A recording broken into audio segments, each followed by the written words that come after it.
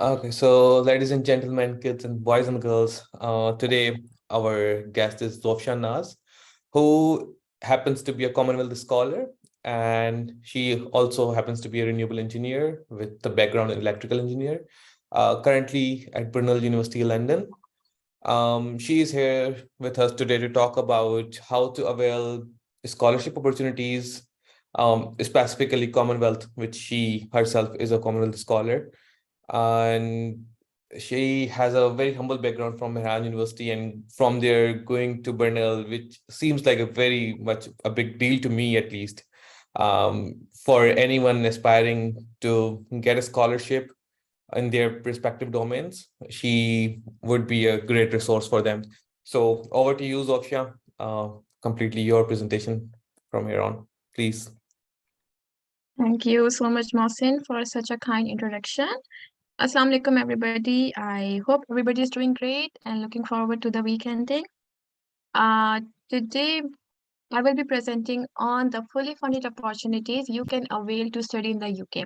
मेरा introduction almost Mohsin करा चुके हैं. As you all know, I am an electrical engineer from Iran University of Engineering and Technology, and currently मैं Brunel University London में as a Commonwealth scholar MSc Renewable Energy Engineering पढ़ रही हूँ. यहाँ पे मैंने CSEF लैब जो कि centre for sustainable energy use in food chain, इधर मैंने एज अ रिसर्च असिस्टेंट काम किया है with PhD and doctoral fellow, and it was an amazing experience that I happen to have here. And with that मैंने यहाँ पे काफ़ी जगह पे वॉलंटियरिंग की है, एंड प्लस मैं मेरान यूनिवर्सिटी में भी काफ़ी जगह पे वॉलंटियर कर चुकी हूँ. So since I love volunteering, that makes me an altruist.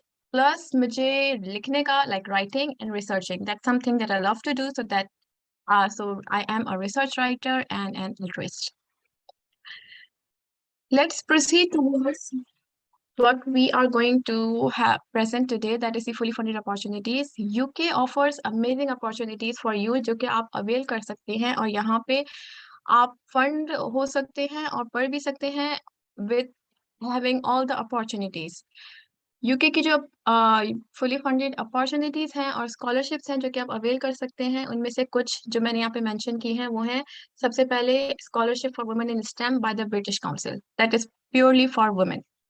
उसके बाद है Commonwealth scholarship, then Chevening. If you want to study in Oxford, तो दैट इज रोड्स स्कॉलरशिप, उसके लिए बेस्ट रहेगी. And plus Gates Cambridge scholarship. University of Oxford जो है वो अपनी स्कॉलरशिप से प्रोवाइड करता है. अगर आपका पर्टिकुलरली इंटरेस्ट है कि आप ऑक्सफोर्ड यूनिवर्सिटी में पढ़ें, तो ये 3 स्कॉलरशिप्स बेस्ट हैं जो कि यूनिवर्सिटी ऑफ ऑक्सफोर्ड के लिए हैं. अगर आपको पता है कि आपने किस फील्ड में जाना है, you have the main idea, तो अगर आपका इस्लामिक स्टडीज में जाने का प्लान है तो आप Oxford centre for Islamic studies की स्कॉलरशिप के लिए अप्लाई कर सकते हैं. अगर बिजनेस की तरफ इरादा है तो सैट बिजनेस स्कूल. और अगर आपका जनरली किसी और फील्ड में प्रोग्राम है आपका कि आप उस कोर्स में एनरोल कर रहे हैं खुद को, तो क्लैरेंटन स्कॉलरशिप ऑक्सफोर्ड की बेस्ट है. ये तमाम फुली फंडेड अपॉर्चुनिटीज है that will cover your travel fair, stipend, monthly stipend, your tuition fees and everything. Scholarship में अप्लाई करने से पहले सबसे पहले आपको अपने तमाम डॉक्यूमेंट्स की प्रिपरेशन करनी लाजमी होती है. अगर आपने वो प्रिपेयर कर ली, उसके बाद स्कॉलरशिप के लिए अप्लाई करना will be super easy for you. क्योंकि यही सबसे ज्यादा मुश्किल स्टेप होता है. तो इसमें जो आपने डॉक्यूमेंट्स प्रिपेयर करने हैं, सबसे पहला डॉक्यूमेंट आपने सबसे एजुकेशन सर्टिफिकेट प्रिपेयर करने हैं. एजुकेशन सर्टिफिकेट्स आपके पास मैट्रिक, इंटर और बैचलर की डिग्रीज एंड ट्रांसक्रिप्ट, ये सब होने चाहिए. काफी लोगों का सवाल होता है कि क्या हमारी डिग्री HEC से वेरीफाई होनी चाहिए या नहीं, या सर्टिफिकेट. लेकिन अगर आपकी इसमें हर स्कॉलरशिप का क्राइटेरिया डिफरेंट होता है. कुछ स्कॉलरशिप्स जो कि इरास्मस की होती हैं, वो लोग एक्सप्लिसिटली मेंशन करते हैं कि आपकी जो डिग्री है वो HEC वेरीफाइड होनी चाहिए, या आपकी डिग्री आपके जो भी एजुकेशन कमीशन है आपकी कंट्री का, उससे वेरीफाई होनी चाहिए. इन दैट केस आपकी डिग्री को वेरीफाई होना जरूरी है बाय HEC. वरना जो यूनिवर्सिटीज HEC वेरीफाइड ऑलरेडी हैं, उनको जरूरत नहीं है कि वो वेरिफिकेशन दोबारा से करवाएं. They can apply with the degree and transcript they already have. Passport is the essential thing. You cannot apply passport without passport. You can't apply for any scholarship. IELTS optional है, इससे आपका admission भी हो जाएगा और आपको scholarship भी मिल जाएगी इसके बगैर, सॉरी। लेकिन आई विल से कि अगर आपका इंग्लिश बैकग्राउंड नहीं है, या अगर आप श्योर नहीं है कि आप 7.5 या 7.5 से अबव बैंड ले सकें, तो आई विल सजेस्ट कि आप अपना आइल्स दे दें, उसके बाद अप्लाई करें। इससे क्योंकि यूके में हर यूनिवर्सिटी का क्राइटेरिया डिफरेंट होता है, हर यूनिवर्सिटी का आइल्स का बैंड का क्राइटेरिया भी डिफरेंट होता है। इसलिए अगर आप श्योर नहीं हैं तो सबसे पहले अपना आइल्स दे दें, तो इससे आपको जो है क्या कहते हैं, एक है ना मेंटल पीस मिल जाएगा कि हाँ मेरा बैंड इतना है, and these are the universities that I can enrol into. उसके बाद हम आते हैं रेफरेंसेस, जो कि बहुत असेंशियल है। रेफरेंसेस आपके पास, अगर आप अभी स्टूडेंट ही हैं, like you have just graduated from your university, तो फिर आपको सिर्फ एकेडमिक रेफरेंसेस चाहिए होंगे, and I will say come 3 references होने चाहिए, लेटर हेड पे प्रिंटेड होने चाहिए with the signature of your professor. अगर आपका एक वर्क एक्सपीरियंस रह चुका है, तो आपके पास कम से कम एक वर्क एक्सपीरियंस और एक 2 एकेडमिक होने चाहिए। एकेडमिक पे मैं इसलिए फोकस कर रही हूँ क्योंकि देखें आप मास्टर्स या पीएचडी के लिए अप्लाई कर रहे हैं, so that route is an academic route, like you are going towards the educational side. आप एक एजुकेशनल रूट चूज कर रहे हैं, तो उसमें अगर आपके पास एकेडमिक रेफरेंस होगा, so that will like give you a plus point in the application. Letter हमारे पास है एसओपी। एसओपी या फिर पर्सनल स्टेटमेंट सबसे ज्यादा इम्पोर्टेंट है। अगर आपने अपनी एसओपी लिख ली, तो ये आपकी एक फाउंडेशन होगी, and that will help you a lot in the scholarship. Scholarship के बहुत सारे सवाल आपके एसओपी में से निकल सकते हैं। So if you have this SOP prepare, जिसके बारे में हम आगे डिस्कस करेंगे, सो आपके ऊपर से एक बहुत बड़ा बर्डन खत्म हो जाता है, एंड स्कॉलरशिप में अप्लाई करना आपके लिए ईजी हो जाता है।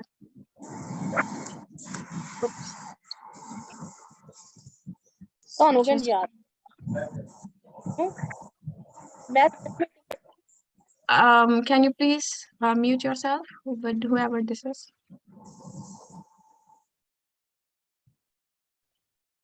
अब हम आते हैं आइल्स की तरफ। आइल्स की प्रिपरेशन आई विल सजेस्ट आप लोग अगर यूट्यूब से करें, that would be super easy. लेकिन अगर आपका आइल्स का बैकग्राउंड लाइक अगर आपका इंग्लिश का बैकग्राउंड नहीं है, अगर आपको लगता है कि आपकी ग्रामर इतनी स्ट्रांग नहीं है, क्योंकि most of the time people know English और उनको मूवीज देखकर या वैसे क्या कहते हैं जनरली स्पीकिंग उनको आ जाती है, तो वो लोग उन लोगों के लिए आई विल सजेस्ट कि वो लोग यूट्यूब से भी लेके कर सकते हैं। लेकिन if you think you can't, then आप अकेडमी भी ज्वाइन कर सकते हैं। मैंने जहां से आइल्स की प्रिपरेशन की थी, वो की थी fast track isles by Aasiya and isles by Liz. इन दोनों ने मेरी बहुत हेल्प की थी। मैंने पास्ट पेपर्स को सॉल्व किए थे, और जो मेरी लैकिंग्स थी जो मुझे पता चली थी after solving few past papers, तो फिर मुझे उसमें आसिया ने बहुत हेल्प की थी, and that help me score like 7.5 band. तो इसलिए आई विल सजेस्ट कि आसिया का, for me it was the best, but for you it depends, क्योंकि हर पर्सन की लैकिंग्स अलग होती हैं, हर पर्सन का लर्निंग का मेथड अलग होता है। So it all depends on how you perceive your self, and कैसे आप खुद अपनी तैयारी कर सकती हैं। तो उसके हिसाब से आप अपनी आइल्स की तैयारी करें और प्रैक्टिस बहुत सारी करें। कम से कम 10 से 11 साल के पेपर्स आप सॉल्व करें। अगर आपने कर लिए सॉल्व, तो आपका 7+ बैंड पक्का है। लेकिन हाँ, ये कि आपने अच्छे से तैयारी करके सॉल्व करना है, ऐसा नहीं कि आप बस सॉल्व कर रहे हैं। Okay, so let's move towards something that is the most important thing for the scholarship, which is personal statement. Personal statement में आप अपने आप को डिस्क्राइब कर रहे होते हैं to the scholarship commission body. They don't know you, they don't know how you are, it's your personal statement, it's how you write that. उसके बाद वो लोग परसीव करेंगे कि आप कैसे हैं। तो ये आप किस तरीके से परसीव कर सकते हैं? आपने सबसे पहले अपनी स्कॉलरशिप, अपने एसओपी के अंदर आपने 3 जगह पे अपने अपनी टोटल एसओपी को आपने 3 हिस्सों में डिवाइड करना है। I am sorry. पहले होगी आपकी ओपनिंग, दूसरी होगी आपकी बॉडी, एंड थर्ड होगा आपका कंक्लूजन। जो आपकी ओपनिंग होगी, उसका डिपेंड करेगा आपके आपके ऊपर कि आप अपनी ओपनिंग कैसे चाह रहे हैं। लाइक अगर आप एक ऐसी लड़की हैं, या आप एक ऐसे बंदे हैं जिसको बहुत स्ट्रगल का सामना करना पड़ा है to be where they are right now. Like अगर आप लड़की हैं एंड आपकी आपके बैकग्राउंड नहीं है पढ़ने का, आपके यहाँ लड़कियों की एजुकेशन इतनी प्रमोट नहीं की जाती है, एंड अगर आप किसी स्टेम की फील्ड में हैं and you have literally work hard और आपने बहुत स्ट्रगल की है किसी भी यूनिवर्सिटी में स्टेम की फील्ड को चूज करने में और आगे उसमें करियर बनाने के लिए, तो your background is the best opening you can ever have. अपने अपनी उन स्ट्रगल्स को एक बहुत अच्छी सी ओपनिंग लाइन में डिस्क्राइब करके आप अपनी एसओपी की बिगनिंग कर सकते हैं। उसके अलावा कुछ लड़कियां होती हैं जिनका बैकग्राउंड होता ही ऐसा है कि वहां पे एजुकेशन को प्रमोट किया जाता है, गर्ल्स की वुमेन एम्पावरमेंट होती है, उनको इस चीज में इतना उनको उनके पेरेंट्स से इतना सपोर्ट होता है कि उनको इस चीज में इतना हर्डल नहीं आता है कि वो कि उनके बैकग्राउंड में कोई ऐसा कोई उनका हर्डल हो जो उन्होंने जिसको उन्होंने हटा के या जिसको सॉल्व करके उन्होंने ये करियर ऑप्ट किया हो या ये फील्ड ऑप्ट की हो। ऐसे में आपने ये मास्टर की डिग्री या ये पीएचडी की डिग्री जो भी आप जिसके लिए भी आप एसओपी लिख रहे हैं, ऐसे में आप वो क्यों चाह रहे हैं कि आप मास्टर्स क्यों लेना चाह रहे हैं, that should be your opening statement. अगर आप मास्टर करना चाह रहे हैं after bachelor, why you want to do the master, that must be your opening statement. उसके बाद आती है हमारी बॉडी। ओपनिंग के बाद आपने बॉडी में 2 से 3 पैराग्राफ में बताना है। 2 paragraphs if you don't have any work experience and 3 paragraphs if you have the work experience. इसमें क्या होता है कि आपने पहला पैराग्राफ में अपना बतानी है एजुकेशन, और आपने अपने अंडर ग्रेजुएट या अंडर ग्रेजुएट एरा में आपने क्या क्या अचीव किया, प्लस वो आपने अगर इंटर्नशिप्स की हैं, आपने प्रोजेक्ट्स किए हैं, आपने प्रोजेक्ट्स में लीडरशिप की है, आपने वॉलंटियरिंग की है, वो सब आपने इसमें मेंशन करना है इस पैराग्राफ के अंदर।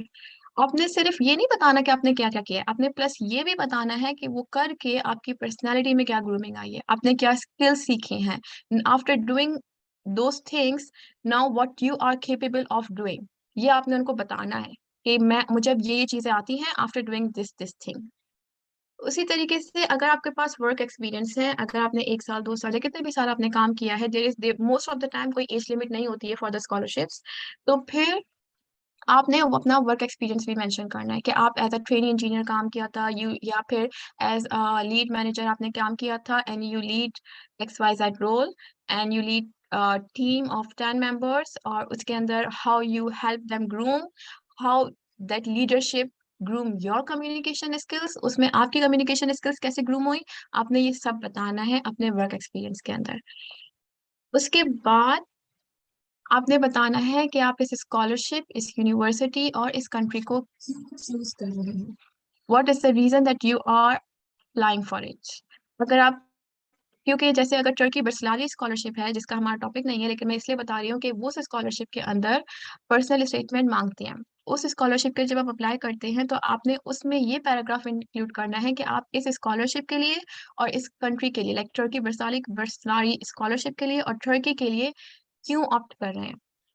उसके अलावा जो नॉर्मली आप यूनिवर्सिटीज के लिए अप्लाई करते हैं, उसमें भी आपको पर्सनल स्टेटमेंट चाहिए होता है, तो उसमें आप बताएंगे कि आप इस यूनिवर्सिटी के लिए क्यों अप्लाई करते हैं। Like if you are applying for Brunel University, तो आपने बताना है कि आप ब्रुनेल के लिए क्यों कर रहे हैं, क्योंकि आपको उसका कोर्स अट्रैक्ट कर रहा है, क्योंकि उसके अंदर एडवांस टीचिंग मेथड्स हैं, उसका एनवायरनमेंट अच्छा है, किस लिए।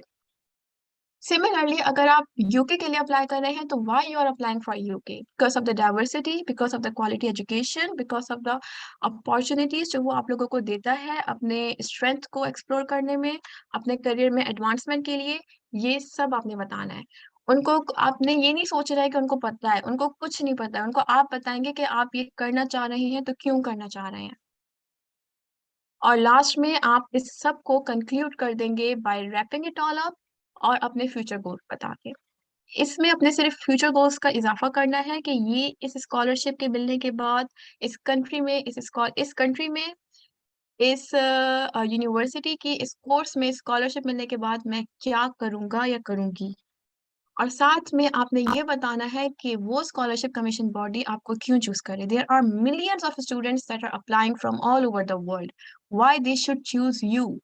आपको उनको बताना है कि आपको चूज करें क्यों, क्योंकि you aspire to bring changes in the country. आप पाकिस्तान में चेंजेस ला सकते हैं, एंड आई बिलीव कि एवरीबडी कैन ब्रिंग चेंजेस। ऐसा कोई बंदा नहीं है जिसमें कोई ऐसी क्वालिटी नहीं है जो पाकिस्तान के लिए फायदेमंद ना हो। लेकिन आपने पहले खुद उस क्वालिटी को डिस्कवर करना है। ये लिखते हुए आप डिस्कवर कर सकते हैं, ट्रस्ट मी, मैंने बहुत सारी क्वालिटीज अपने बारे में ये लिखते हुए डिस्कवर की थी कि wow, I even I was even I even accomplished that, I even did that, etc. etc. तो आप डिस्कवर कर सकते हैं, and you have them. You just need to sit and know yourself. और आपने उनको बताना है कि आप किस तरीके से अपने कंट्री में, अपने मुल्क में इस स्कॉलरशिप के थ्रू, इस कोर्स के थ्रू चेंजेस ला सकते हैं ताकि वो आपको चूज करें। तो बढ़ते हैं हम स्कॉलरशिप की तरफ। स्कॉलरशिप हमारे पास सबसे पहले हम जिसके बारे में डिस्कस करेंगे कॉमनवेल्थ स्कॉलरशिप है, एंड ये तक की लेंथीएस्ट स्कॉलरशिप है जिसका मैंने फॉर्म भरा है।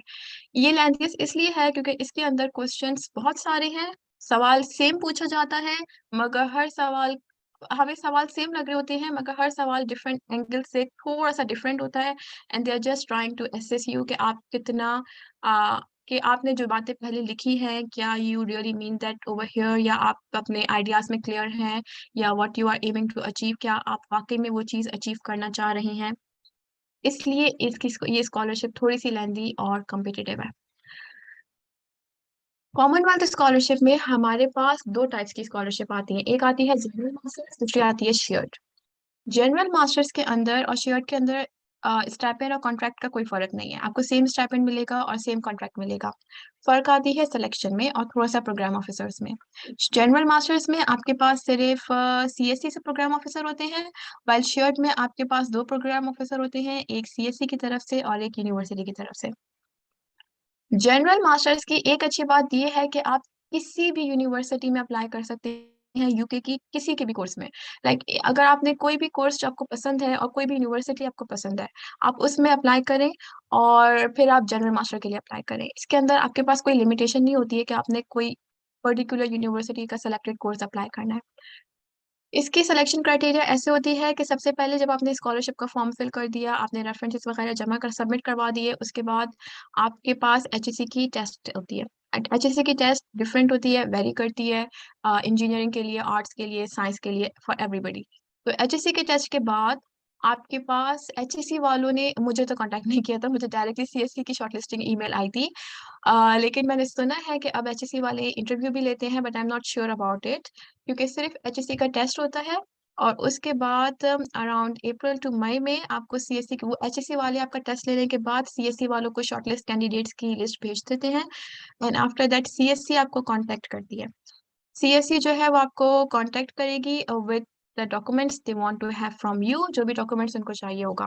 प्लस सीएससी वाले जो यूनिवर्सिटी में आपने मेंशन किया होगा कि मुझे इस यूनिवर्सिटी का ये कोर्स चाहिए, सीएससी वाले उनको अपनी टर्म्स एंड कंडीशंस उस यूनिवर्सिटी को भेज देते हैं। नॉर्मली वो यूनिवर्सिटी उन टर्म्स एंड कंडीशंस को अप्रूव कर देती है, एंड देन आपका इसमें सिलेक्शन हो जाता है।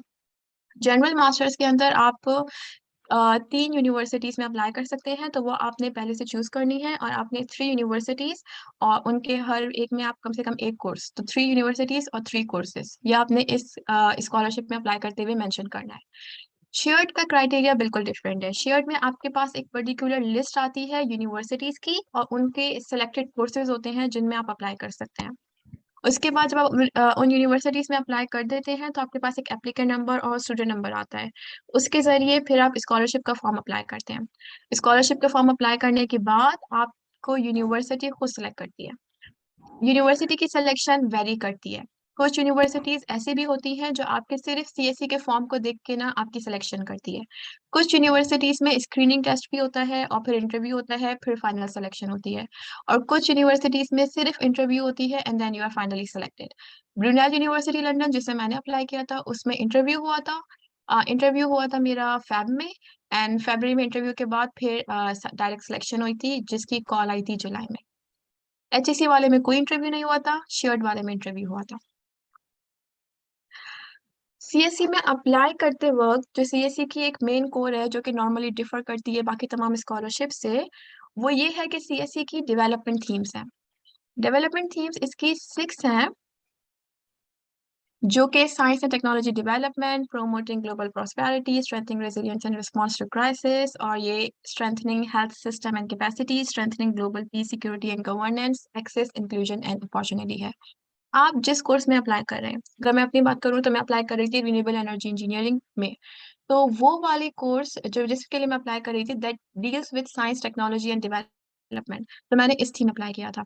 अगर आप लेट्स से इंटरनेशनल रिलेशन या पॉलिटिकल साइंस में अप्लाई कर रहे हैं तो आप इस वाले के लिए अप्लाई कर सकते हैं, क्योंकि दैट इज इस थीम की आप चूज कर सकते हैं बेस्ड ऑन। अगर आप किसी बायो रिलेटेड साइंस फील्ड में अप्लाई कर रहे हैं तो फिर आपके लिए ये थीम बेस्ट रहेगी। सो इट ऑल डिपेंड्स कि आप यूके में कौन सा कोर्स चूज कर रहे हैं, उस कोर्स के हिसाब से आप अपनी थीम सेलेक्ट करेंगे। And theme selection is extremely important क्योंकि इसके ऊपर आपके आगे के तमाम क्वेश्चंस बेस करते हैं। अब आते हैं ऐसे क्वेश्चंस की तरफ। ऐसे क्वेश्चंस सीएसई के 4 पार्ट्स में डिवाइडेड है। जो पहला पार्ट है उसके अंदर आपने इश्यूज की बात करनी है। आपने इसके सॉल्यूशन नहीं बताने, आपने कुछ भी नहीं बताना, आपने बस ये बताना है कि आपका जो कोर्स है वो किन किन इश्यूज को डील करेगा। इश्यूज कौन कौन से हैं? ग्लोबली, जो कि पूरी वर्ल्ड में है, नेशनली पाकिस्तान में, और लोकली इंडिविजुअल लेवल पे। अगर मैं अपनी, क्योंकि जाहिर सी बात है मैं रिन्यूएबल की हूँ, इलेक्ट्रिकल का मेरा बैकग्राउंड है, तो मेरे इश्यूज जितने भी थे वो पावर सेक्टर से रिलेटेड थे। वर्ल्ड में, पूरी दुनिया में, ग्लोबली पाकिस्तान में ग्लोबली एनर्जी क्राइसिस चल रहा है, तो मेरे ग्लोबल इश्यूज हो गए जो कि एनर्जी क्राइसिस ग्लोबली लेवल पे हो रहे हैं, उनको थोड़ा सा मैंने डिस्क्राइब किया। पाकिस्तान में पावर सेक्टर में क्या क्या इश्यूज है? मेजर इश्यूज है ब्लैकआउट्स का, लोड शेडिंग का, सस्टेनेबल रिसोर्स नहीं है इलेक्ट्रिसिटी सप्लाई की, 24/7 आपके पास सप्लाई नहीं है, तो ये पाकिस्तान के ग्लोबल इश्यूज है, ओ सॉरी नेशनल इश्यूज है। उसके बाद आता है इंडिविजुअल लेवल पे, लोकल लेवल पे। लोकल लेवल पे क्या नुकसानात हो रहे हैं? एक बंदे के बिजनेस को नुकसान हो रहा है। अगर पाकिस्तान में बिजली नहीं है तो क्या होता है? सबसे पहले बिजनेस को नुकसान होता है। आपका बिजनेस जो है वो प्रोमो ग्रो नहीं कर सकता है। अगर हम इंडिविजुअल लेवल पे एक बंदे की जात की बात करें तो उसके घर में नुकसानात होते हैं, लोड शेडिंग या सडन वोल्टेज ड्रॉप डाउन की वजह से अप्लायंसेस का बर्न आउट हो जाना, या फिर फ्यूजेस का बर्न आउट हो जाना, घंटों घंटों इलेक्ट्रिसिटी ना होना, ये सब एक इंडिविजुअल लेवल पर आते हैं। तो पहले पार्ट का अब इसके अंदर वर्ड लिमिट्स भी होती है, तो आपने वर्ड लिमिट का ध्यान रखते हुए आपने इन तमाम बातों को बताना है कि जो भी सीएससी के डेवलपमेंट, जो भी इश्यूज हैं वो ग्लोबली, नेशनली और इंडिविजुअल लेवल पे क्या क्या है। उसके बाद आपने बताना है कि वो इश्यूज आपकी उस थीम से कैसे लिंक कर रहे हैं। अगर आपका theme science technology and development है तो कैसे लिंक कर रहे हैं, क्योंकि उसके अंदर आप किस किस चीज को पढ़ते हो। आप उसमें पढ़ते हो कि किस तरीके से ऐसी एडवांस टेक्नोलॉजी के बारे में पढ़ते हो या एडवांस मेथड्स के बारे में पढ़ते हो जिसके जरिए हम इस इश्यूज को टैकल कर सकते हैं। तो यूं ये मेरा जो कोर्स है वो इस थीम से लिंक करता है। उसी तरीके से वाइडर सेक्टर पे ये किस तरीके से लिंक करता है, इसके उसको आपने डिस्क्राइब करना है। सेकेंड पार्ट में आपने बताना है कि आप कौन से स्किल्स सीखेंगे, what skills, how you intend to apply your new skills once your scholarship ends. आपने जो भी स्किल्स सीखे हैं while you were doing this course, वो स्किल्स को आप किस तरीके से पाकिस्तान में अप्लाई करके जो आपने इश्यूज ऊपर बताए हैं उनको टैकल करेंगे। सी, इसके अंदर हर क्वेश्चन पहले क्वेश्चन से लिंक होता है, so you really need to match it. आपने अपने कोहेरेंसी को मेंटेन रखना है। तो इसमें आपने अपने स्किल्स के बारे में बताना है कि आप उनको किस तरीके से अप्लाई करेंगे। फिर आगे आपने आउटकम्स के बारे में बताना है। ये जो आउटकम्स होंगे ये क्या होंगे? आउटकम्स, ये वो आउटकम्स होंगे जो कि यहाँ के इश्यूज का सॉल्यूशन होगा। यहाँ पे जो आपने इश्यूज बताए हैं उनको उनसे आपके ऑब्जेक्टिव्स निकलेंगे कि आपके आउटकम्स क्या होंगे उन इश्यूज को टैकल करना। उसके बाद टाइम फ्रेम, आप एक इसमें एक जनरल टाइम फ्रेम रख सकते हैं कि आपने क्या क्या सोचा है, किस तरीके से you aim to tackle those issues, और क्या क्या इम्प्लीमेंट करने का आपने सोचा है, तो उसको इम्प्लीमेंट करने में आपको कितना टाइम लग सकता है और किस तरीके से आप अप्लाई करेंगे, इसमें आपने वो बताना है। एंड लास्टली आपके कौन बेनिफिशरीज होंगे।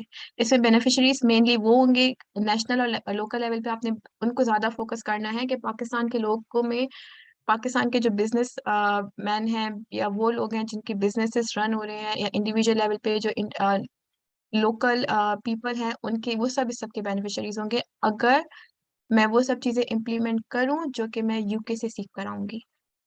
सीएससी में, अचीवनिंग में और हर स्कॉलरशिप में ये लोग चाहते हैं कि आप अपनी होम कंट्री को, आप पाकिस्तान को ग्रो करें। तो हर सवाल में, हर जगह पे आपने इस बात का ध्यान रखना है कि आप ये बताएं कि आप वो जो भी लर्निंग करें यूके से उसको पाकिस्तान के लिए कैसे एडवांटेजेस बना सकते हैं। लास्ट पार्ट है हमारा fourth part, this is a bit lengthy. ये थोड़ा सा लेंदी है। इसके अंदर आपने बताना है किस तरीके से आपका, the first part is how the impact of your work would be best measured. आप आपने जो भी चेंजेस लेकर आए हैं तो वो उसका कौन किस तरीके से आप मेजर कर सकते हैं। फॉर मी हम क्या कहते हैं, बार ग्राफ चार्ट के जरिए मेजर कर सकते हैं। क्या कहते हैं, किस तरीके से पाकिस्तान में इलेक्ट्रिसिटी का जो लोड शेडिंग रेट है वो कम हुआ है, किस तरीके से पाकिस्तान में इकोनॉमिकली ग्रोथ हुई है। डिफरेंट तरीके से डिफरेंट चीज़ों को मेजर करने के टूल्स भी होते हैं जो कि आजकल जैसे ऑनलाइन वेबसाइट्स हैं जिनके अंदर ये सब चीज़ें मेजर्ड होती हैं, जिसके ज़रिए आप अपना इम्पैक्ट बता सकते हो कि अगर मैं कुछ करूँगी, अगर मैं ये चेंजेस लेकर आऊँगी, so that can be visible by the economic growth, by individual growth, by combating the economic crisis of Pakistan. Majorly आपने इन सब चीजों को फोकस करना है। अब इधर आपने बताना है confirm what your award objectives are, how each of them will be met by the scholarships. अब ये वाला सवाल आपके थर्ड पार्ट से डील करता है जिसमें आपने अपने आउटकम्स बताए थे। तो आउटकम्स जो भी आपने बताए हैं उन्हीं को आपने इसमें बताना है with linking to the CSC development theme, लेकिन वर्डिंग्स चेंज करके, same as it is copy नहीं करना है, थोड़ा सा और इसमें ऐड अप करना है, लेकिन ऐड ऐसे नहीं करना है कि पूरा का पूरा आपका जो मेन आइडिया है वही चेंज हो जाए। आपने उनको दोबारा रिपीट करना है और आपने ये बताना है कि ये स्कॉलरशिप कैसे आपकी हेल्प करेगी। उसी तरीके से आपने जो वहां पे बताया था कि आपको कितना टाइम फ्रेम चाहिए होगा इम्प्लीमेंटेशन करने के लिए, तो उस टाइम फ्रेम को अब यहाँ पे डिवाइड कर दिया है 2 years में और लॉन्गर टर्म में। लॉन्गर टर्म को आप 10 years सपोज कर सकते हैं। तो 2 years में आपके क्या आपने अब आपके जो भी ऑब्जेक्टिव्स हैं कि मैं जो हूँ ना स्किल सीखूंगी, मैं न्यू नॉलेज सीखूंगी, मैं न्यू सॉफ्टवेयर पे कमांड हासिल करूंगी। जब आपने ये सब चीजें लिख ली, आपने सब चीजें सोच ली, तो इसको आप कैसे इम्प्लीमेंट करोगे? आपका क्या कर आप किस तरीके से आप उन ऑब्जेक्टिव्स पे काम करोगे? तो आप कैसे काम करोगे 2 साल में? 2 साल में आप ये कह सकते हो कि आप जो है किसी ऐसी कंपनी में काम करेंगे जिससे आप इस स्किल को प्रैक्टिकल ग्राउंड पे वर्क ऑन कर सकते हैं, एंड देन आप उनके ऊपर कमांड मजीद हासिल करके लॉन्गर टर्म के अंदर, मतलब 10 years टेन्योर के अंदर आप अपने खुद की कंपनी खोल सकते हैं। आप खुद एक लीडरशिप रोल में आ सकते हैं। सो आपने इस तरीके से अपने करियर को 2 years प्लान में और 10 years प्लान में डिवाइड करके उनको बताना है। दोनों को सेम नहीं रखना, कोशिश करना कि अलग अलग होगा, और उन दोनों को आपका जो करियर प्लान है उनको मीट करने में स्कॉलरशिप मतलब CSC कैसे हेल्प कर सकती है। ऑब्वियसली CSC आपकी हेल्प ऐसे हेल्प कर सकती है कि वो आपको नेटवर्किंग अपॉर्चुनिटीज प्रोवाइड करेगी, वो आपको ऐसा प्लेटफॉर्म देगी जहाँ पे आपकी ग्रोथ होगी, वैसा आपको प्लेटफॉर्म देगी जहाँ पे आपकी लर्निंग होगी, और आप ऐसे लोगों से मिलेंगे जो कि आपकी फील्ड के होंगे और आपको हेल्प करेंगे। फिफ्थ आता है personal statement to summarise the ways in which your personal background has encourage you to make an impact in your home country. ये वाली पर्सनल स्टेटमेंट और जो हम नॉर्मली लिखते हैं ये डिफरेंट है। इसमें डिफरेंट क्या है? इसके अंदर आपने बताना है कि किस तरीके से आपने अपने पर्सनल और कम्युनिटी बैरियर्स को ओवरकम किया है। इसमें आपने ये बताना है कि अगर आपने ये फील्ड चूज करी है तो इस फील्ड को चूज करने में आपके पास कौन कौन से फाइनेंशियल हर्डल्स आए थे, कौन कौन से इमोशनल हर्डल्स आए थे। या पाकिस्तान में अगर हम बात करें तो हमारे पास सोसाइटी के हर्डल्स बहुत होते हैं, पर्टिकुलरली फॉर अ गर्ल। और अगर आपकी कोई फील्ड ऐसी है जो कि पाकिस्तान में इतनी कॉमन नहीं है तो सोसाइटी के हर्डल्स बहुत होंगे। That would be irrespective of the gender, कोई भी जेंडर होगा, मेल हो या फीमेल हो, इसके अंदर बहुत हर्डल्स आते हैं। तो आपने वो सब बताने हैं इसके अंदर कि वो हर्डल्स क्या क्या आए थे and how you overcome them. इसमें आपने ये नहीं बताना मैंने क्या क्या किया है, इसमें बताना है आपने ये करते हुए किस किस चीज को ओवरकम किया है।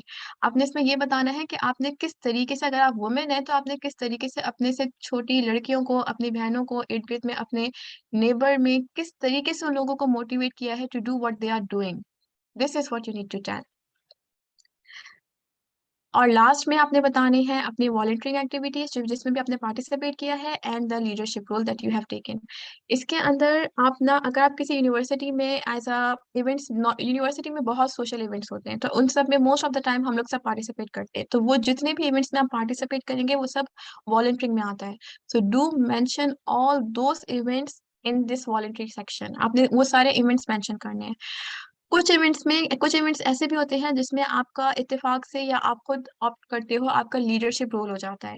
या कभी कभी हम यूनिवर्सिटी में आपके नॉर्म होते हैं, नॉर्मली तो आपके यहाँ भी होते होंगे, प्रोजेक्ट कॉम्पिटिशन्स होते हैं, इवेंट कॉम्पिटिशन्स होते हैं, या फिर डिफरेंट पोस्टर कॉम्पिटिशन्स होते हैं। उसमें आपका ग्रुप होता है तो उसमें आप लीडरशिप का रोल प्ले करते हो, तो आपने वो भी चीजें मेंशन करनी है। और अगर आपने कहीं किसी कंपनी में जॉब किया एज अ लीडरशिप रोल तो वो भी आपने मेंशन करना है। आपने जो जो काम किया है आपने सब बताना है। You need to literally, I will say, sell your potential. आपने उनको बताना है कि you are worth it and you deserve it, तभी आपको मिलेगी। अच्छा, ये वाली स्कॉलरशिप, क्योंकि इसके सवाल बहुत सिमिलर है एक दूसरे से, एक ही चीज को दो दो तीन तीन दफा पूछा गया है, घुमा के पूछा गया है, तो you need to be mindful कि आप अच्छे से हर एक स्टेटमेंट को, रिसर्च स्टेटमेंट को रिसर्च करें, उसका पाकिस्तान पे इम्पैक्ट और इंडिविजुअल लेवल पे इम्पैक्ट का खास तौर पे रिसर्च करें।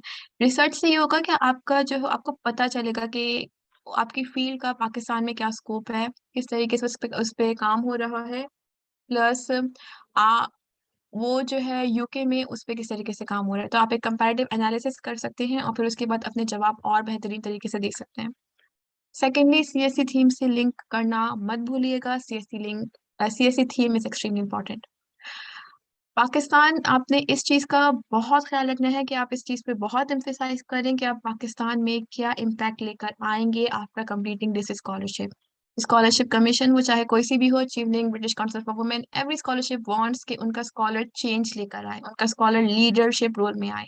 एवरीबॉडी, लिटरली आप में से यहाँ पे जो भी है, सब पोजेस करते हैं वो लीडरशिप क्वालिटीज। हमें लगता है हम नहीं करते, हम किसी काम के नहीं है, क्योंकि जाहिर सी बात है हमारी कम्युनिटी ऐसी है कि हम ये चीजें सुनते आए हैं, मगर ट्रस्ट मी एवरीबॉडी डज। क्योंकि मैं भी इस पोजीशन में थी जहाँ पे मुझे लगता था कि मैं लीडरशिप, मेरे में से तो कोई क्वालिटी नहीं है।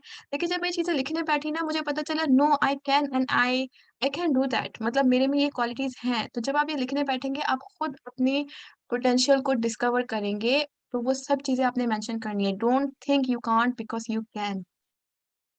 साथ में आप जो भी स्किल्स सीखें या सीखेंगे और उन स्किल्स से पाकिस्तान में कैसे इम्प्रूवमेंट लेकर आएंगे, इस चीज को एक्सप्लिसिटली मेंशन करना है कि पाकिस्तान के अंदर इस चीज पे, ये पाकिस्तान में ये एरियाज हैं जो भी आपकी फील्ड से लिंक करते हैं, दे रिक्वायर मोर वर्क। तो how you are going to work, या और what skills you are going to, कौन से स्किल्स हैं जो आप यहाँ पे सीखेंगे, that will help you in improving Pakistan condition. Now moving towards British Council Scholarship for Women in STEM. That's just Women Scholarship, as the name says.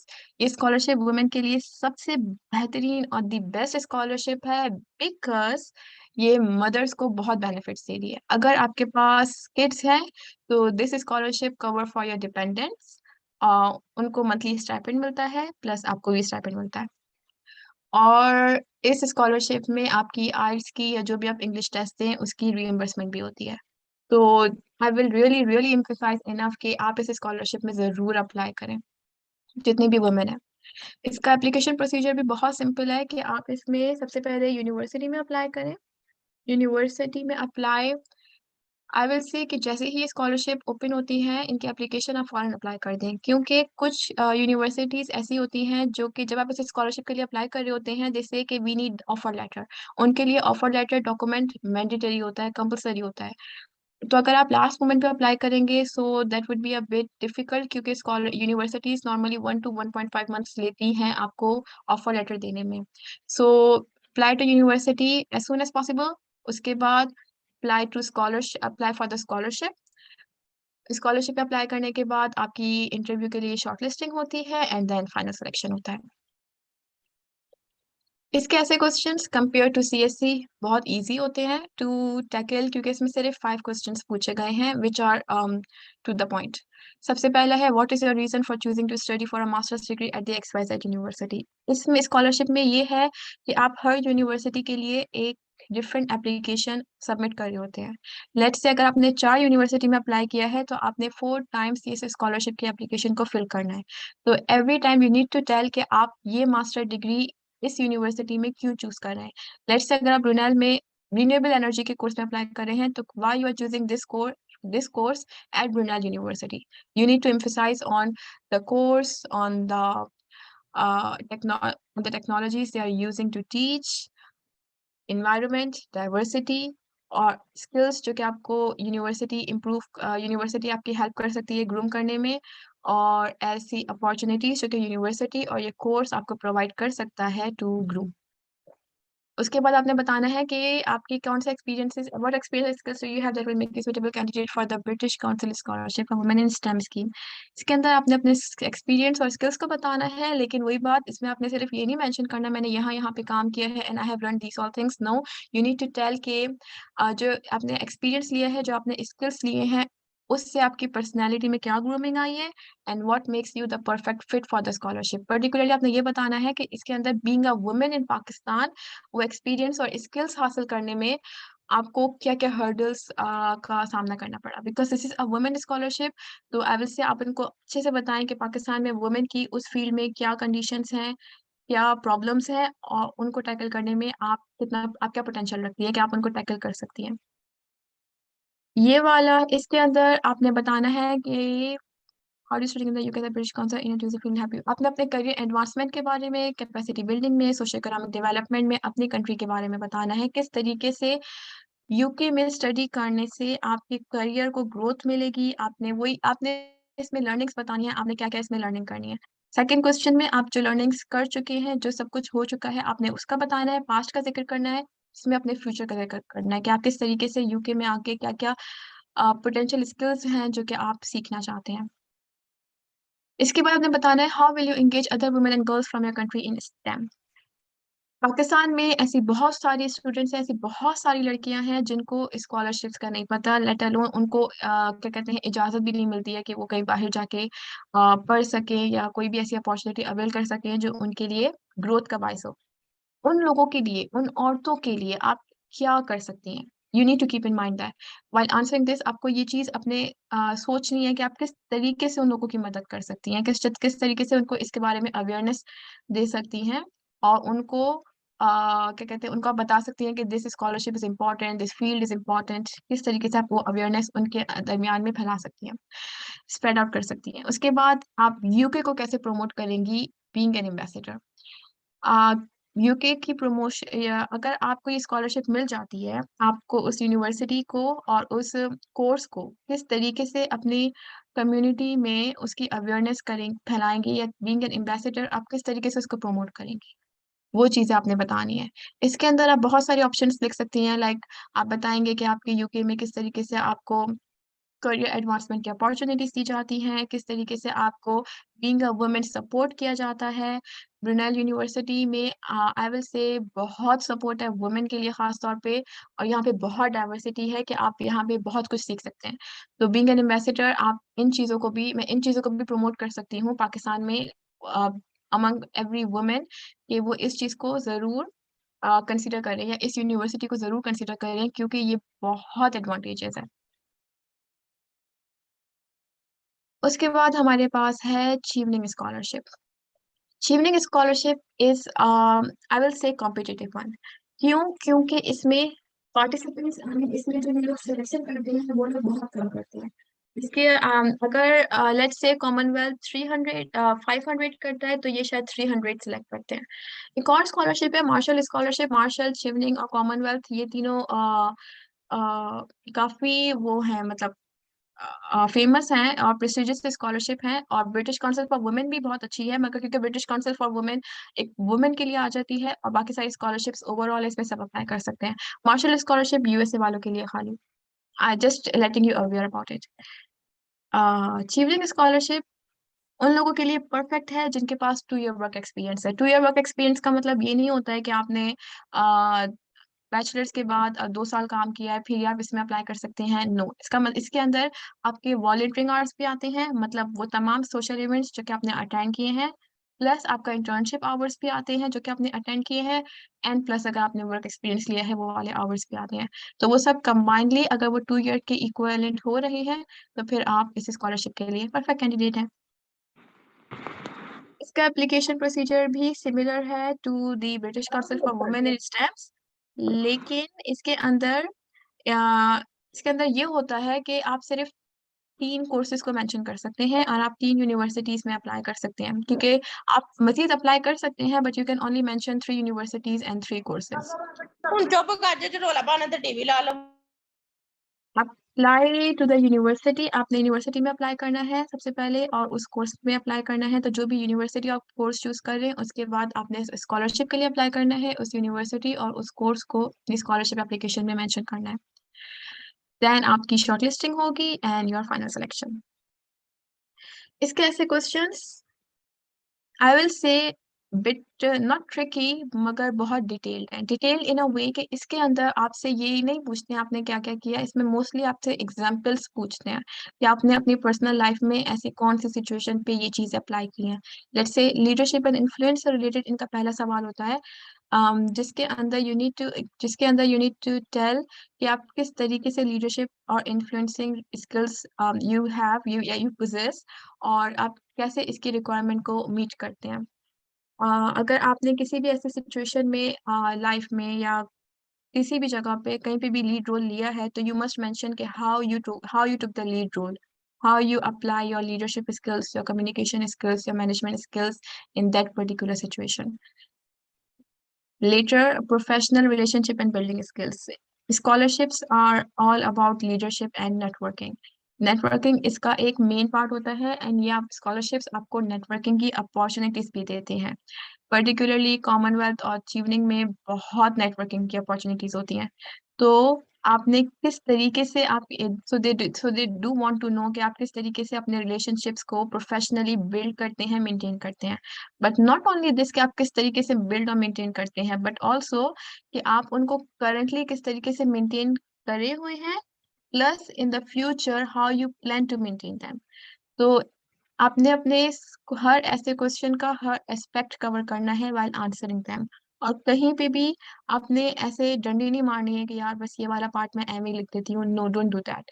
तो इसलिए हर एक पार्ट पे अच्छे से टाइम लगाना है, आपने अपनी लाइफ पे थोड़ा रिफ्लेक्ट करना है और बताना है कि आप किस तरीके से अपने रिलेशनशिप्स को बिल्ड करती हैं, मेंटेन करती हैं प्रोफेशनली। कंपनी में अगर आपने जॉब की है तो ऐसी कोई ना कोई सिचुएशन आई होगी जहाँ पे आपने ये काम किया होगा, जहाँ पे आपने अपने स्किल्स को यूटिलाइज किया होगा, तो वो आपने जरूर मेंशन करना है। इसलिए इनकी नॉर्मली रिक्वायरमेंट होती है कि 2 ईयर वर्क एक्सपीरियंस, ये लोग इनकी मैंडेटरी रिक्वायरमेंट है।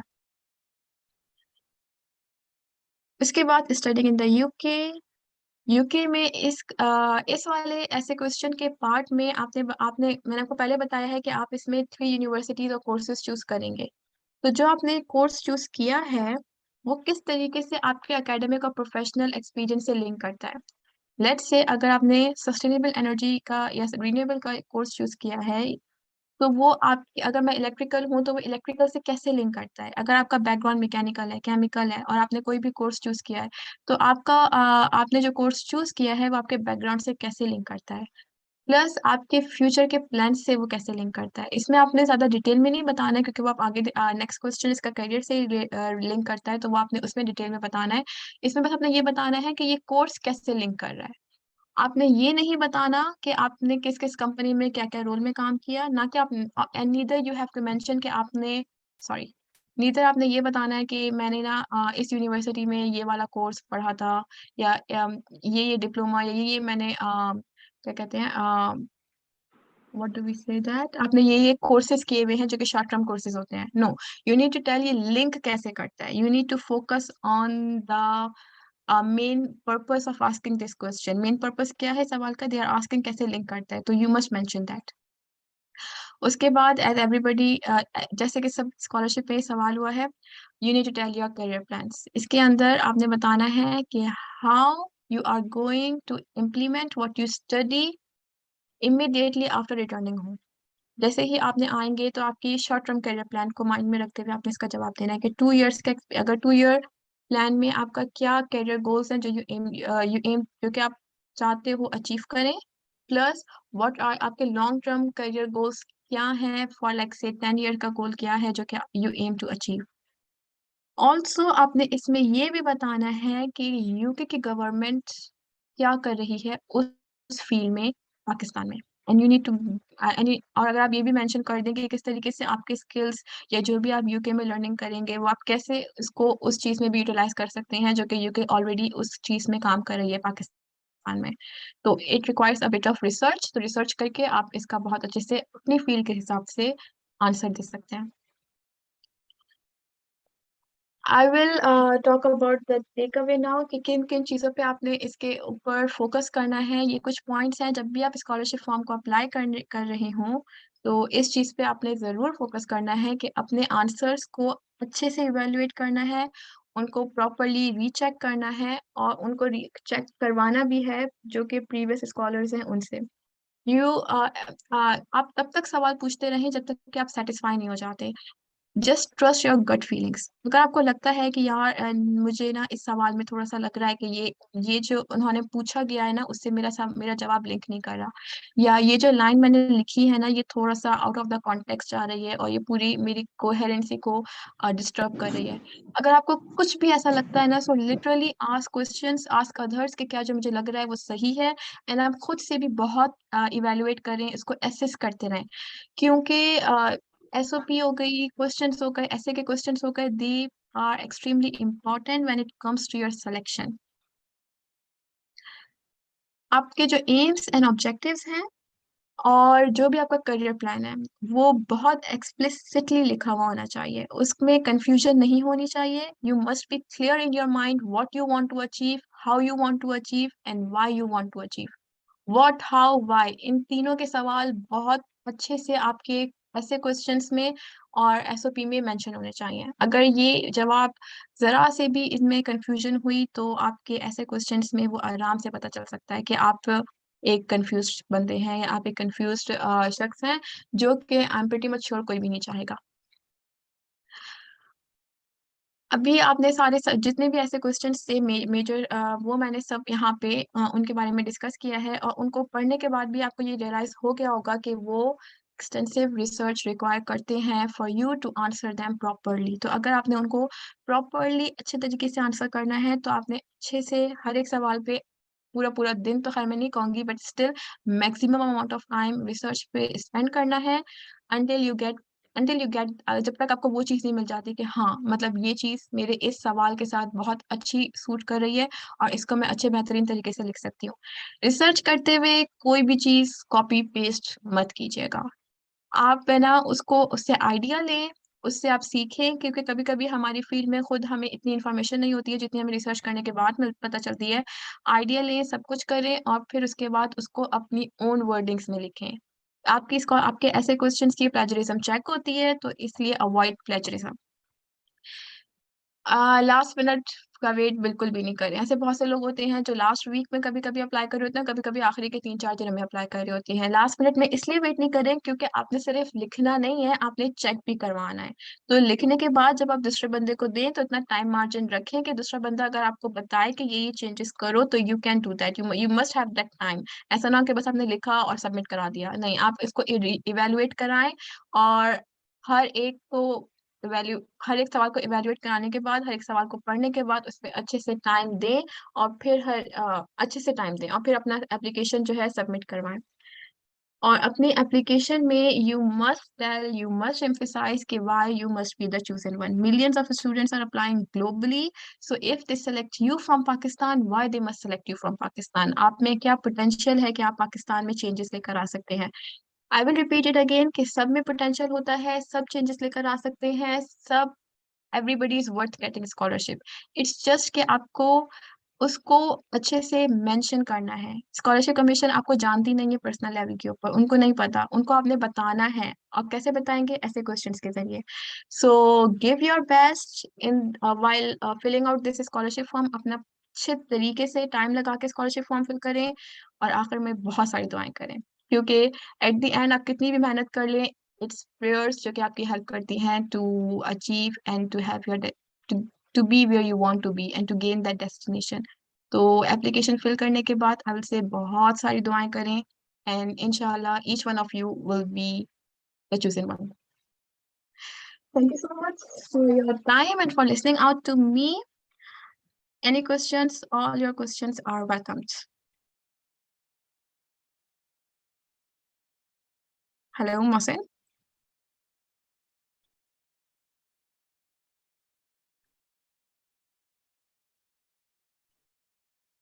You can hear me, right? Yeah, I can. Okay. So first of all, thank you for such a detailed brief or explanation of the scholarships. We have some questions in the chat. I'll read those out to you. First one is from Ariba's iPhone. She says that I'm a medical doctor. Which theme is suitable for me? That would be the, I guess, fourth one. Let me go back to that slide.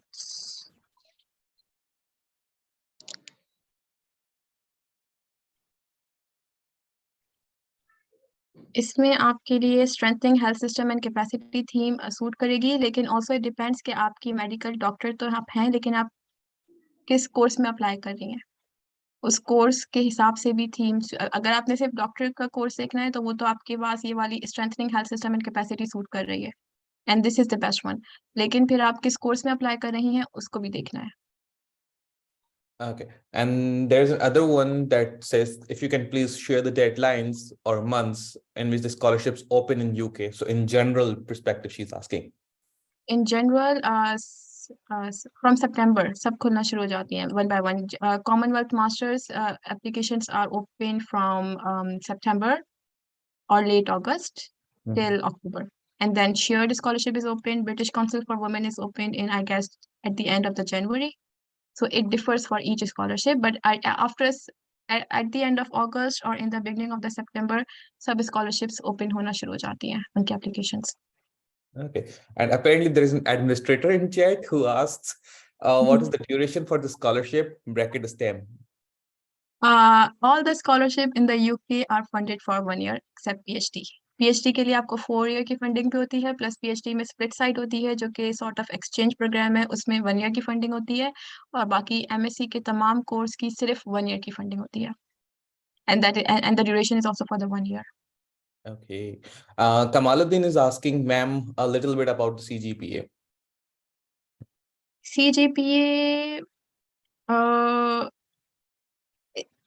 It requires कि आपकी CGPA अच्छी हो, because if your CGPA is 1:2:1 का यहाँ पे वो होता है, ग्रेड सिस्टम होता है जिसके अंदर आपका जो आपके लिए प्लस पॉइंट होता है। बट इवन इफ अगर आपकी CGPA कम है तो आई विल से कि आप अपने ऐसे क्वेश्चंस पे वर्क करें, क्योंकि ऐसे भी लोग हैं स्कॉलरशिप में जो कि CSE में जिनसे मैं मिली हूँ जिनकी CGPA लिटरली बहुत कम है, मगर उन्होंने अपने आप को बहुत अच्छे से प्रेजेंट किया है इन द ऐसे क्वेश्चंस, उन्होंने अपना वर्क एक्सपीरियंस बहुत अच्छे से मेंशन किया है and they got the scholarship. तो CGPA क्राइटेरिया है कि आपकी CGPA आई गेस 3.5 या 3.5 मिनिमम होनी चाहिए, लेकिन अगर आपकी कम है, लाइक अगर आपकी 3 है, 3.1 है, तो you must give it a try. Okay. मेरा एक पर्सनल क्वेश्चन है, like it's not a question, like if you can comment on जो हम आजकल बच्चे चैट जीपीटी और like other GPTs यूज कर रहे हैं एप्लीकेशन essays फिल करने के लिए, what ends up happening if we use chat GPT or other GPTs for our essays and SOPs? Okay okay, इसमें मैं बताऊंगी, जब मैं यहाँ आई थी ना तब यहाँ पे चैट GPT उस वक्त इतना इन नहीं हुआ था, और ये आई बिलीव 3 to 4 months के बाद मेरी यूनिवर्सिटी में ये बहुत कॉमन हो गया था। तो जब हम अपने डिसर्टेशन के लिए प्रपोजल सबमिट कराने लगे, देयर वर लिटरली स्टूडेंट्स जिन्होंने चैट GPT से अपना प्रपोजल लिखा and they just submitted it. उसके 1 महीने उसके कुछ दिनों बाद अनाउंसमेंट हुई कि all the proposals must all students needs to rewrite their proposal. क्यों? क्योंकि they all were caught by their software. और यहाँ पे क्योंकि अब चैट GPT आ गया है तो इनकी जो प्लेजरिज्म चेकिंग सॉफ्टवेयर हो गए हैं वो बहुत एडवांस हो गए हैं जो कि AI को डिटेक्ट कर लेते हैं। तो आई विल से अगर आप चैट GPT यूज कर रहे हैं तो आइडिया लें, क्योंकि कभी कभी होता है कि हम स्टक हो जाते हैं, हमें नहीं समझ आ रहा होता, हमें वो एक है ना किक स्टार्ट, एक पंच लाइन चाहिए होती है, तो अब वैसे आइडिया लें मगर उधर से लिखे नहीं। Makes sense. Okay, so those are the questions in the chat. If anybody has a question from participants, feel free to ask. And I would like to remind that, see, there are videos on the internet available. You can go and Google everything. The point of these sessions is that you questions पूछें or like to put in a discussion. So if you have any questions, feel free to unmute yourself and ask a question.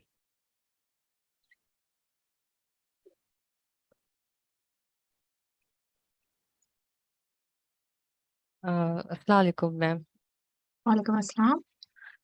Ma'am मेरा एक question था कि मैंने जो bachelors अपनी की है ना वो एनवायरमेंटल इंजीनियरिंग से की है, तो अभी मुझे क्योंकि वो अपनी जो एक डिजायर्ड जॉब थी वो नहीं मिल पाई, तो अभी मैं टीचिंग की एक मतलब जो अब मेरी फील्ड से बिल्कुल रिलेट नहीं करती इतनी, तो मैं वो टीचिंग की जॉब कर रहा हूँ। तो क्या ये मेरी एप्लीकेशन को अफेक्ट कर सकता है क्या? मतलब मैं क्या ये वर्क एक्सपीरियंस अपना ऐड कर सकता हूँ एप्लीकेशन में? आप टीचिंग किस फील्ड में कर रहे हैं? Primary school teaching. नहीं, किस सब्जेक्ट में, सॉरी अमीन। मैम सब्जेक्ट तो ऐसा जनरल कोई नहीं है, मतलब primary school teaching, just government की जॉब है ना वो। अच्छा, अगर आपका सब्जेक्ट नहीं है तो आप इसको इस तरीके से मेंशन कर सकते हैं कि आपने ये बल्कि पहली बात, टीचिंग को पाकिस्तान में बहुत ही एक डीमोटिवेटिंग करियर समझा जाता है। यहाँ पे ये एक बहुत ही रिस्पेक्टेबल प्रोफेशन है। और तो अगर आपने टीचिंग करी है, डोंट थिंक ये आपकी स्कॉलरशिप को अफेक्ट करेगी, नहीं करेगी। आप इसको मेंशन इस तरीके से करें, it's the way that you present. अगर आप टीचिंग को इस तरीके से मेंशन करके बताएंगे कि because I was not getting any job, तो फिर मैंने टीचिंग चूज करी क्योंकि मुझे मेरी फील्ड में जॉब नहीं मिल रही थी, तो ऑब्वियसली फिर ये ऐसे ही शो कर रही है कि टीचिंग एक बहुत ही आपकी नज़र में एक बिल्कुल भी अच्छा वैसा प्रोफेशन नहीं है। तो इट डिपेंड्स ऑन आप कैसे उसको प्रेजेंट करना चाहते हैं। तो इंस्टेड ऑफ आप ये इस तरीके से बताएं कि आपने फॉर अ वाइल टीचिंग करी थी प्राइमरी स्कूल में, जिधर आपने साइंस के सब्जेक्ट्स पढ़ाए थे, that helps you in learning या इन नोइंग अबाउट थिंग्स जो कि आपको पहले नहीं पता थी। और उससे आपको skills develop, communication skills develop हुए कि आप किस तरीके से अपनी नॉलेज को स्टूडेंट्स को, जो कि जो भी एज बार है जिनको आप पढ़ा रहे हैं, उस एज के स्टूडेंट्स को मुझे डिलीवर करना आया है, तो वो आपके कम्युनिकेशन स्किल्स को एडअप हुआ है। तो जो जो आपने इस वक्त इस दौरान में सीखा है, अगर आप उनके ऊपर हाईलाइट करके बताएंगे तो this would be a plus point. हाँ मैम, ठीक है। और मैम, मैं जो मास्टर्स करना चाहता हूँ वो क्लाइमेट चेंज में करना चाहता हूँ, तो आप मुझे बता सकते हैं कि जो 6 अवेलेबल थीम्स है इसमें वो किस में फॉल करता है? क्लाइमेट चेंज में साइंस टेक्नोलॉजी एंड डेवलपमेंट में ये फॉलो करता है। और अगर आप क्लाइमेट चेंज में पॉलिसी मेकिंग की तरफ जा रहे हैं कि किस तरीके से पॉलिसीज को अमेंड करते हैं या पॉलिसीज को कंट्री में लेकर आते हैं, तो फिर I guess the fifth one जिसके अंदर हम बात कर रहे थे, मुझे एग्जैक्टली नेम ये, oh sorry, this one, strengthening global peace security and governance के अंदर, या प्रोमोटिंग ग्लोबल प्रॉस्पेरिटी, सो उसमें आएगा। लेकिन साइंस एंड टेक्नोलॉजी डेवलपमेंट इसके लिए बेस्ट है, इसके लिए बेस्ट थीम है। अच्छा मैम, ठीक है। मैम, एक और क्वेश्चन है, अगर बैचलर्स के बाद अगर 1 ईयर हम जो ब्रेक आ जाता है तो उससे कैसे सेटिस्फाई, मतलब वो जस्टिफाई करें वहां पर, पर्सनल स्टेटमेंट में या कहीं पर भी? 1 ईयर गैप, लाइक आपने 1 ईयर कुछ नहीं किया? जी मैम, मतलब trying for different scholarships and test preparation वगैरह, तो उसमें अगर टाइम वेस्ट हो जाता है हमारा तो उस चीज को हम कैसे वो जस्टिफाई करें? नहीं, नहीं, तो ये टाइम वेस्ट कैसे हुआ है? ये 1 ईयर में अगर आप फालतू तो नहीं बैठे थे ना, यू वर लर्निंग समथिंग, तो ये आपकी स्किल्स में, आपकी नॉलेज में इजाफा कर रहा था। तो अच्छा, आप, तो इट्स नॉट अ वेस्टेज कि आपने 1 साल जाया किया है। आपने 1 साल अपने स्किल्स पे काम किया है, अपनी नॉलेज पे काम किया है, आप टेस्ट दे रहे थे। फिर आगे जो भी रिजल्ट है, देखिए नतीजा हमारे हाथ में नहीं होता, हमारे हाथ में सिर्फ मेहनत होती है, तो वो आप कर रहे थे।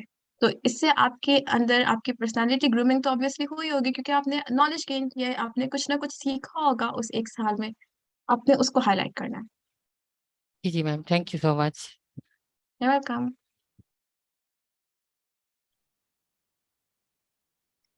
Anybody else has a question?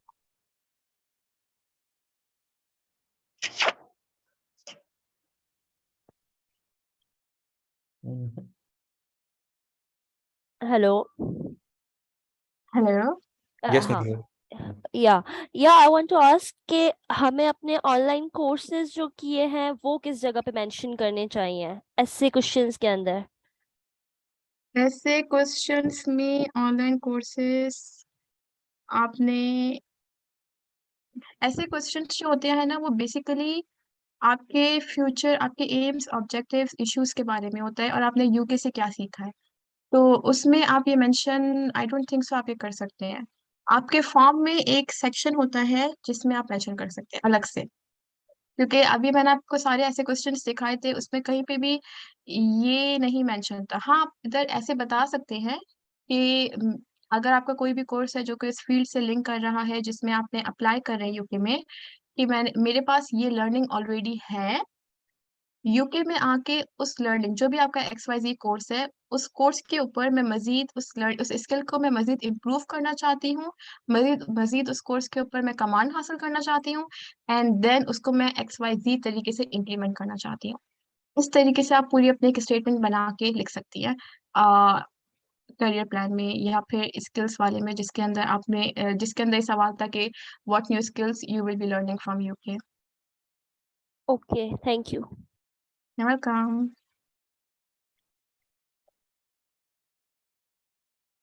Hmm.